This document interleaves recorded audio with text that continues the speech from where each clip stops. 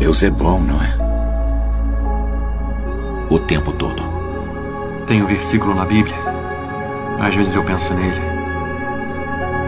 Muitas vezes. Ele diz: o Senhor é o meu pastor, e nada me faltará. Em verdes campos Ele me faz repousar. Conduz-me às águas refrescantes. Restaura as forças da minha alma. Por caminhos retos Ele me leva. Por amor ao seu nome. Ainda que eu atravesse pelo vale da sombra da morte, não temerei mal